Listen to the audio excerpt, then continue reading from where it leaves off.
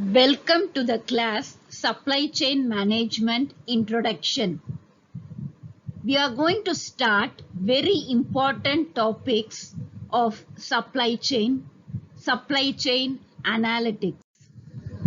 Supply chain analytics is the combination of data analytics into the supply chain management.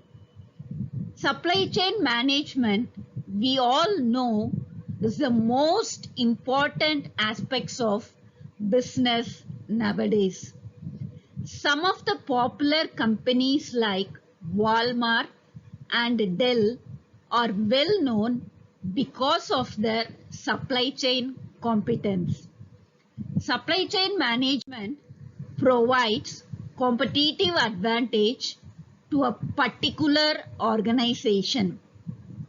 Supply chain management and using data analytics technique, the name has become supply chain analytics.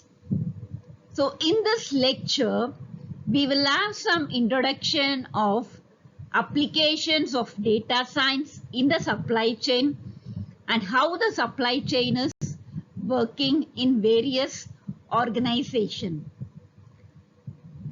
So these are some applications of data science in the supply chain. First one is demand analytics. It is nothing but predictive analytics which helps in forecasting the future demands with the help of current sales. Next is network planning. It is nothing but making sure that the inventory facilities and manufacturing amenities are all properly networked. Next, replenishment planning analytics. It is nothing but we have to decide when and where to ship the product to beat the competitor. Next one is procurement analytics. It is used to find or procure the best supplier. The final one is transportation analytics, which helps in predicting the visualizing the best route of transportation. So this diagram shows the supply chain management definition. It is nothing but a network of all the activities involved in delivering a finished product or service to the customer. Customer is the very much integral part of all the supply chain in all times. Many times we may think up to retailer is included in the supply chain management system, but customer is not the part of supply chain. But today onwards, the customer is also an integral part of a supply chain.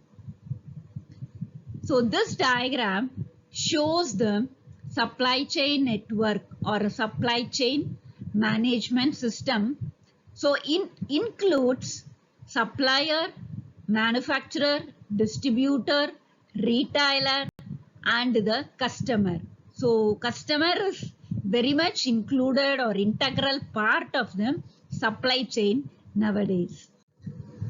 So supply chain management having various phases which includes designing, planning, execution, controlling and monitoring. So today there may be a release of supply chain version 2. It includes a network of multiple supplier and multiple customer, a need to achieve an automated business transaction, and we have to go for a global competitiveness, etc. So this is an example of flow of information, flow of material between the supply chain network. So here the supply between the supplier and the producer or a manufacturer, we have a primary product flow, and from the manufacturer to the customer we have a primary product flow. So there is a cash flow from the supplier to the customer. And similarly, we will have the information flow between these networks, supplier, producer, and the customer. Generally, demand is from the customer and the supplier supplies, all the supplies or comes from the different retailer, manufacturer, warehouser, etc. So these manufacturer, retailer, distributor and warehouses, they all help to fulfill the demand of the customer. Proper integration of demand and the supplier and supply chain is very much necessary for customer satisfaction. Many supplier and many distributor are there to supply the product to the customer. So customer is the integral part of the supply chain. So this is another definition of supply chain management, which is nothing but a synchronization of a firm's process with those of its supplier and customer to match the flow of materials, services and information based upon the customer demands. So this is a simple example how the supply chain works. So here all the raw materials in order to prepare a paper plate comes from the different sellers or the suppliers, that is timber manufacturer company and Pactive corporation, chemical manufacturer and plastic producer.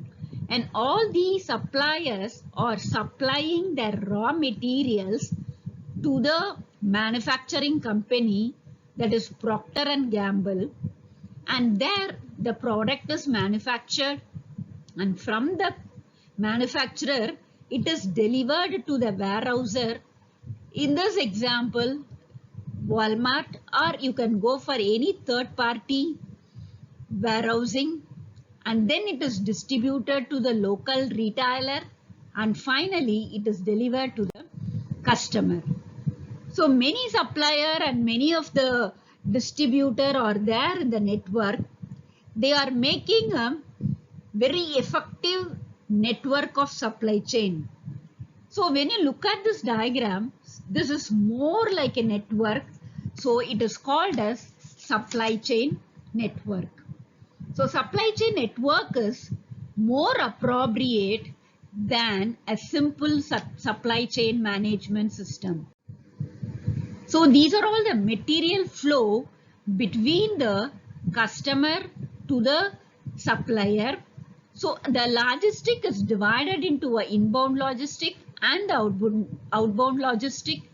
So there is a material flow from the supplier to the manufacturer, and finally it will be made as a product, and then it will be stored in the warehouser.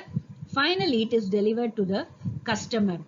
So the flow of materials, flow of information, flow of money is occurred between the supplier to the customer in the supply chain network. There are various goals of a supply chain. So efficient supply chain management must result in a tangent business improvement. It has to characterize revenue growth, better asset utilization, and then efficient integration of supplier, factories, warehouses, and produce the products with the right quantity, right location at right time, and minimizing the cost.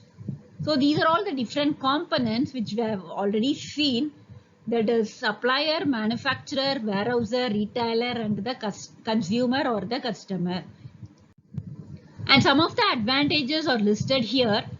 So SCM provides a better customer relationship and service. It creates or it improvises the productivity of the business. It minimizes the warehouse and transportation cost. It minimizes the direct and indirect cost. It enhances the inventory management and supporting the successful execution of stock models. And the supply chain management process involves planning, execution, and delivery, and finally, return may occur in the customer side. So these are all the pictorial representation of a planning. That is, we have to plan for plant location, plant size, warehousing location, transportation models, information technology solution involved, and finally the cost modeling. So this diagram shows the plan of the supply chain process and the areas of responsibilities for each supply chain manager. And the supply chain process next includes the delivery of the product to the corresponding warehousing. There are various benefits of supply chain. It bridges a gap between the supplier and customer. It helps manufacturers. And supply chain management flows includes raw material flows, product flows, end product manufacturer, wholesaler and distributor, retailer and end customer. So this pictorial representation represents the flow of goods and flow of information in the supply chain network. There are various objectives of a supply chain which maximizes the overall customer value. So the customer value is nothing but defined by the formula value of the final product to the customer subtracted with total supply chain cost. So which gives supply chain surplus. So supply chain surplus is nothing but how much revenue generated